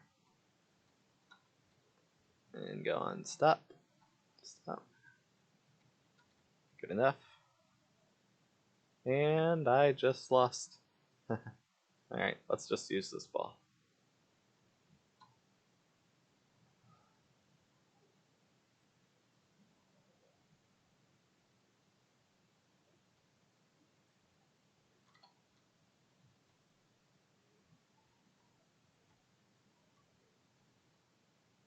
I don't know what I'm doing anymore.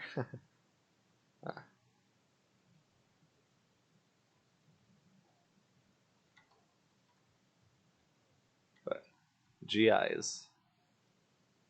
looks amazing.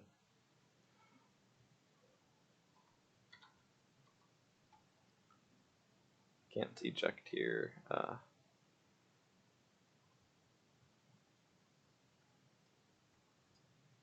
And I'm going to get rid of these because the GPU really struggles with them. That's much better. Let's just open that up some. And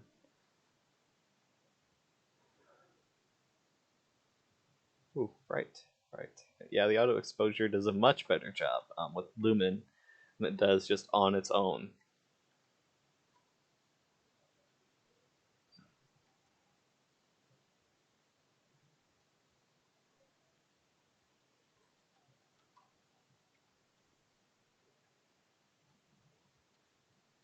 So now let's take a look at the. I'm probably gonna stream this for about another 16 minutes. That'll be a 2-hour stream. Don't want this to go on too long, and then it'll be up on the channel for people to come watch if they want to watch it. This was more of an all over the place stream. I think maybe the next stream we do will look just at something super specific inside of Ue5 and continue to do that on streams. And I will also, those who are listening, there's a game that I'm making that I've been working on for quite a while, and I'm going to be renaming this channel to Outcast Dev School. And I'm going to be making another channel that's just Outcast games. They're going to be tied pretty closely together, but I'm going to, perhaps starting in a month or two, start trying to post regular devlogs of the game that I'm working on in an Outcast Games YouTube channel and keep this as a place to learn game development. So, stay tuned for that. I'll definitely mention it on the Outcast Game Dev channel when the first devlog video for my game goes up. But it'll be a little while. I'm still planning lots of things about it, really. So. But anyway, let's get the asynchronous physics turned on and let's blow up some stuff. and then call it a day. My FPS is so low because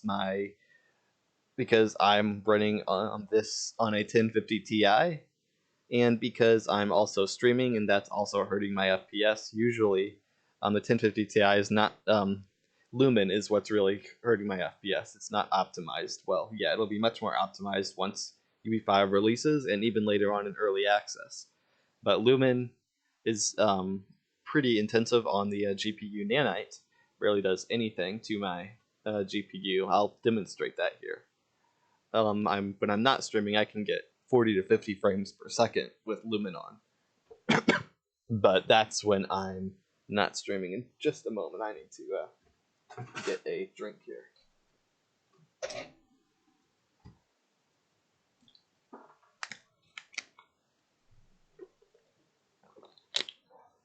I'm talking for a while, my throat was getting dry. Yeah, Lumen is what's hurting my GPU, along with streaming. Usually I'll get higher frame rates, but yeah. Let's do something with nanite real quick, then we'll move on to chaos. But Quixel Bridge built right into the Ue5 editor, just super nice. And I'll grab something that I've already downloaded. I did not download the nanite resolution on accident for this one, but I did for this one. So I can drag and drop the nanite resolution mesh into the project. And I mean, just look how nice it looks with Lumen, and this is not nanite yet. That is why my FPS dropped. I forgot to change the export settings, and I keep hitting the wrong thing. But you can see that all the polygons are here. I forgot to change the export settings in Bridge before I brought this in just now, and I haven't changed them ever yet to the right thing. But if I grab the static mesh and I search nanite, and I enable nanite and apply the changes, it will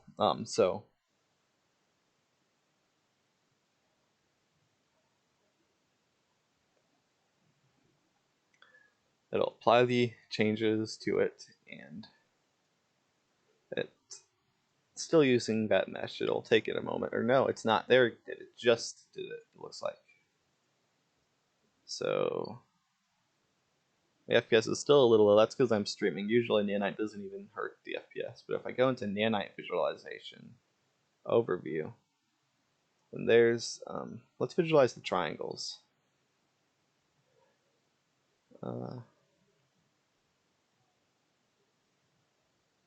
Yeah, I am running Ue5 early access. I'm not sure how to pronounce your name, so, but yes, I am running the Ue5 early access on my computer.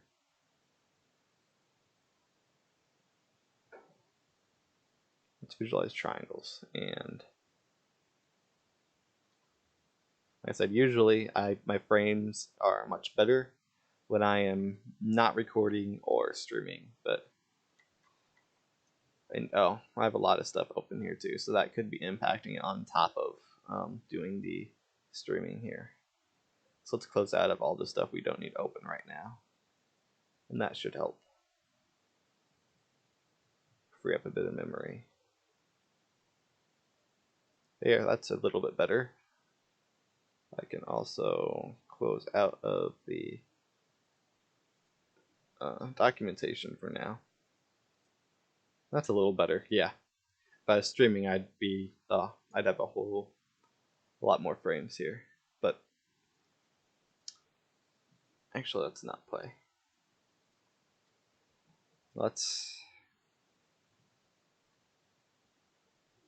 Just like how fast nanite updates, it goes from rendering lots of this to just cutting off and not rendering lots of the triangles because it's in the ground. I mean, like they're not even loaded in memory. They're out of memory. That's why they're not even showing up there. Because of course they don't regularly get rendered if they're not there.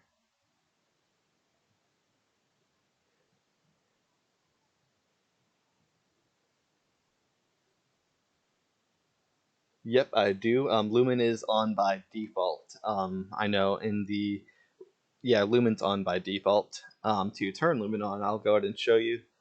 Nanite's on by default as well, but if you're like loading an old Ue4 project in, go to the not editor preferences.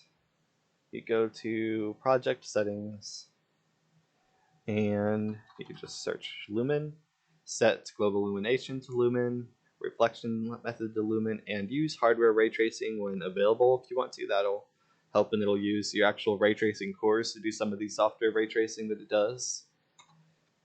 And then, let me think here. You need to have generate mesh. You have to have generate mesh distance fields on. Yeah, I know I like to just type some of this stuff in sometimes. Generate mesh distance fields has to be turned on, and then I think Nanite's just always enabled. I haven't.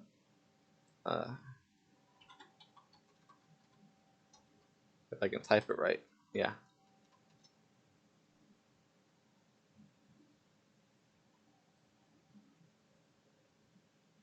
Okay, so, but just as an example here, if I put a bunch of these on my screen, like a whole lot of them,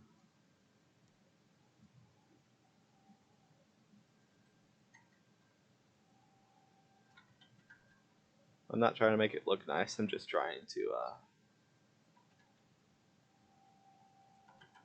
show how well Unreal Engine 5 handles a lot of such high palette counts. Now I still am at the averaging or about the 20 frames per second that I was getting beforehand.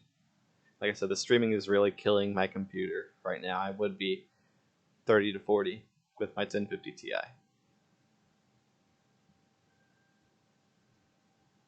And I shouldn't have played. I'm not showing my frames per second here, but we'll just have to. Oh no, I'm trapped. Where's my mouse? There's my mouse. Yeah, streaming is killing my computer. I can usually handle Nanite much better.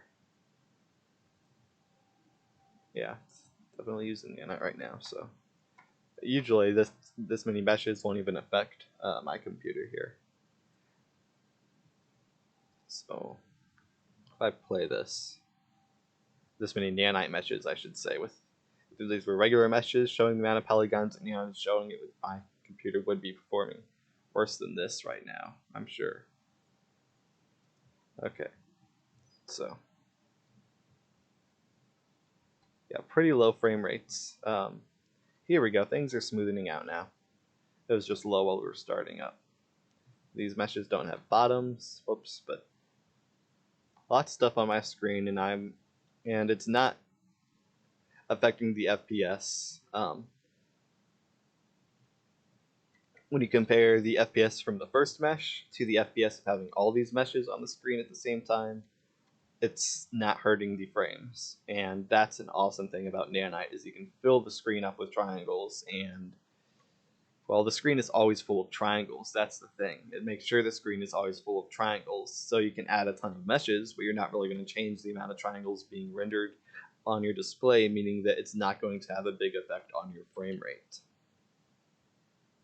So that's super awesome.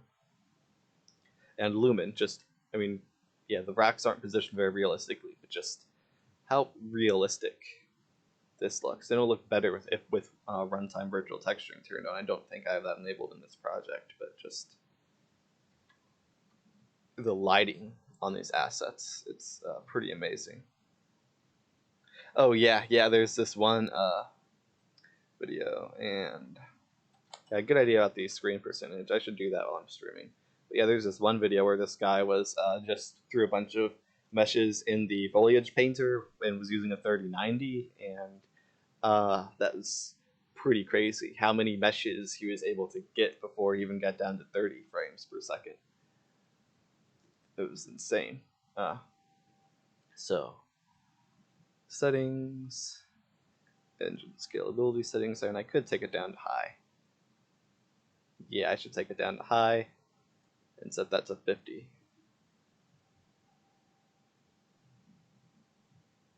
There we go.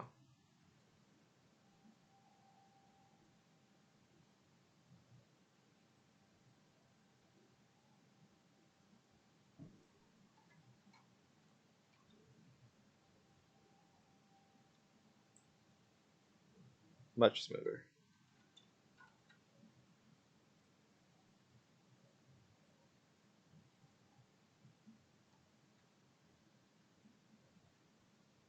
Yep, we're good on a solid 30 now.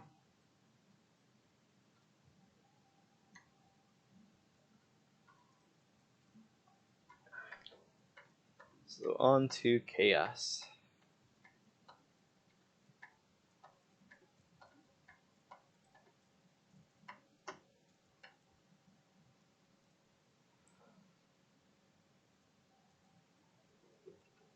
Yep. In the post-process volume, if you search Lumen, and I set this up to 2 last night. That's why my FPS is so bad. I forgot last night. I was really playing around and I was cranking settings up that I usually don't crank up with Lumen. But these default to 1. The lowest they go is 0.25, and you can see things get messy and splotchy at 0.25 here. Like all that happening over there. So I'd say at least have it on 1. That's default. There's still a bit of splotchiness. 2 will get rid of most of that splotchiness. But I'm going to set this back to 1 because of my GPU. So thank you. I completely forgot that I had set that up to 2. So this is much better now. So I will pull up the documentation again for chaos, and we will set that up and play around with that a little bit.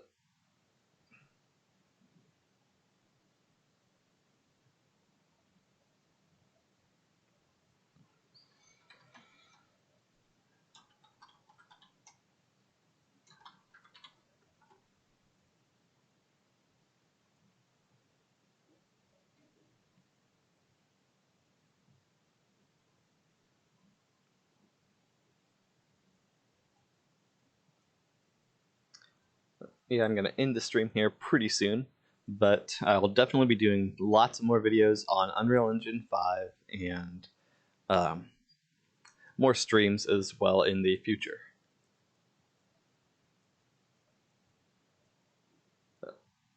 Chaos. I'm surprised I've never actually played with Chaos in Unreal Engine before. Ue4, Ue5, neither of them. And I absolutely loved the Chaos demo way back in the either days of 4.23 or 4.24, and I couldn't wait to play with it, and I haven't gotten around to it yet.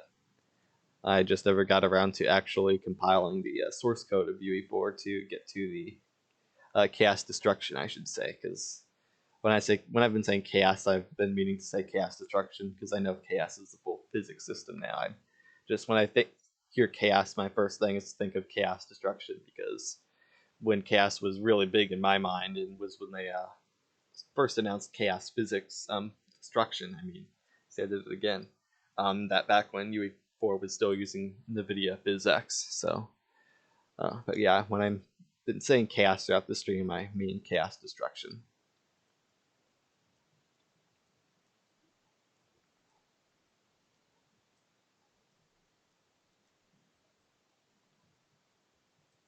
So I'm not going to worry about the async physics tick right now. I'm just going to try to get chaos working with. Let's grab a big cube to start with. Nope. Wrong thing. Okay, so let's grab a cube. And I'm not sure if the pally count matters here. It might. If it does, I'll go into Blender, make a high polygon cube, and load that in. Let's set it to something big, like let's do just 5. That's big enough. That makes for a pretty big cube.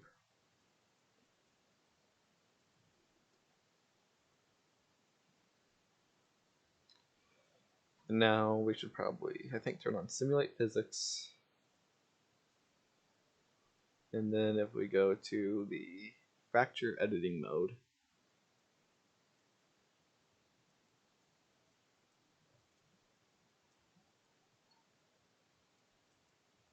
there we go.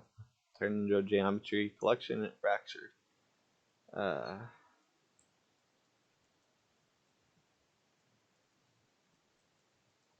So there's lots of fracturing. And now can we, is that just, okay. I'm not sure what to do from here.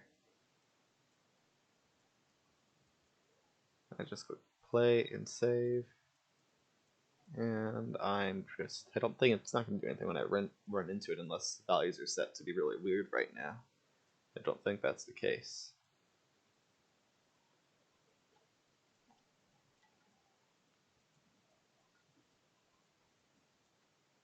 Oh wow, okay, look at that.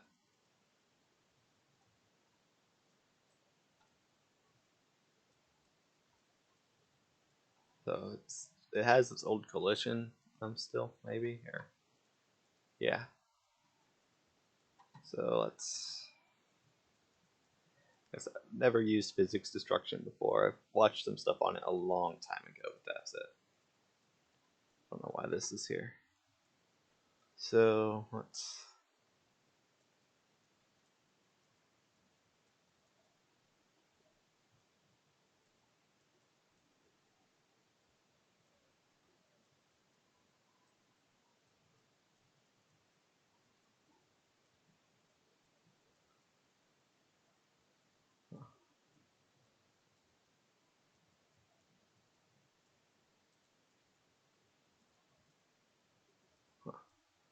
undo that.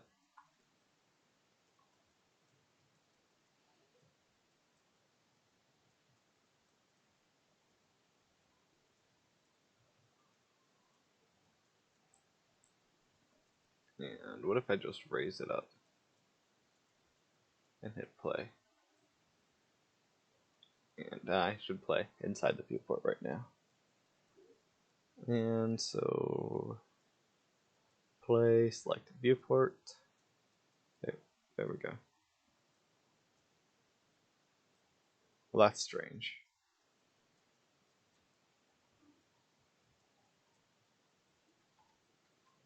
Yeah, the collision is acting weird. The physics are acting weird. I mean, look at that.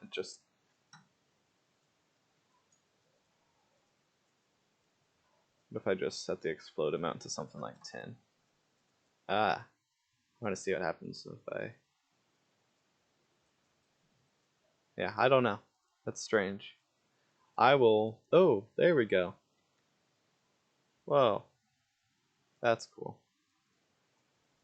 I think I ran into it and did that. Physics, I mean, chaos destruction isn't too realistic with the default values. I know that.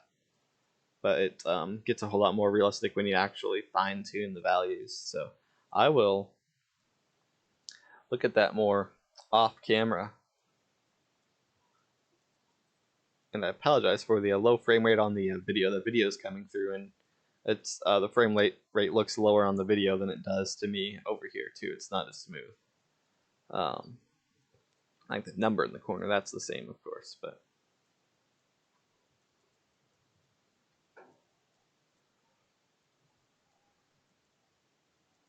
yeah, not too realistic right now.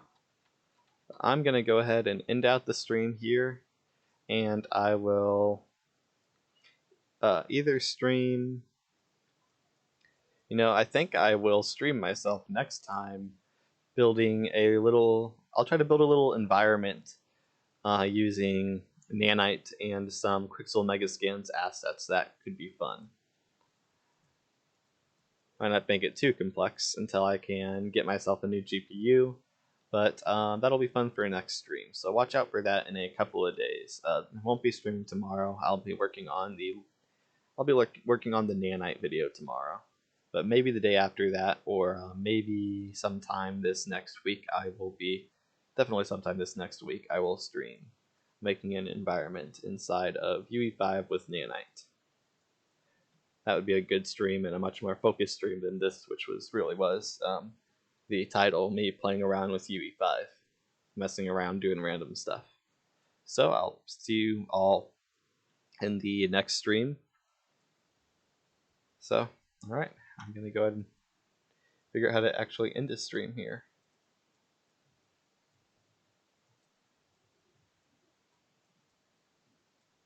Ah, there. All right. So I'll see you all in the next stream.